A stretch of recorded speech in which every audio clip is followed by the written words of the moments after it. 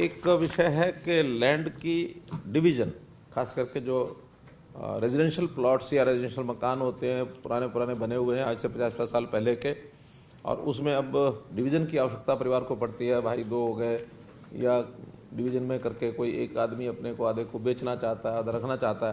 पहले इसकी लिमिट रखी हुई थी कि 200 स्क्वायर मीटर से छोटा प्लॉट इसका डिवीज़न नहीं हो सकता था, और डिवीज़न के बाद जो बचने वाला प्लॉट है वो 100 मीटर से छोटा नहीं होना चाहिए था। ये पहले पॉलिसी थी, लेकिन डिमांड आने के बाद अब उसने 200 मीटर की बजाय 100 मीटर कर दिया है कि 100 मीटर या इससे ऊपर का प्लॉट डिविजिबल हो सकता है, और डिवीज़न के बाद कोई भी प्लॉट 50 मीटर से छोटा नहीं होना चाहिए, तो ताकि लोगों को और सुविधा मिल जाए। बहुत लोगों के पास इससे भी छोटे प्लॉट थे जिसका डिवीज़न करना चाहते थे, उसकी लिमिट कर दी है। लेकिन ये कोई भी प्लॉट जो बना हुआ है या किसी के पास उसकी रजिस्ट्री है वो 1980 से पहले की होनी चाहिए, 40-42 साल पहले की।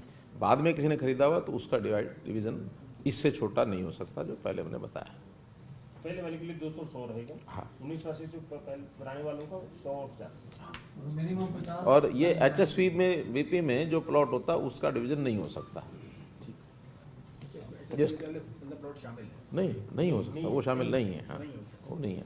और जिसका इतना छोटा प्लॉट है कि वो इस पॉलिसी के हिसाब से डिविजिबल नहीं है, तो उसकी जो अपार्टमेंट एक्ट है वो उस पर लागू है। उसमें कोई भी अपार्टमेंट ऊपर बना करके उसको अलग से बेच सकता है, फ्लोर वाइज। क्योंकि फ्लोर वाइज प्लॉट तो कम से कम उतना ही है ना, कि लोगों की सुविधा के लिए कि बहुत छोटे प्लॉट करके मकान बनाने के बजाय कम से कम 50 मीटर का प्लॉट तो हो ना जिस पर वो रह सके। उसके रहने सहने का भी थोड़ा ध्यान तो रखना पड़ेगा।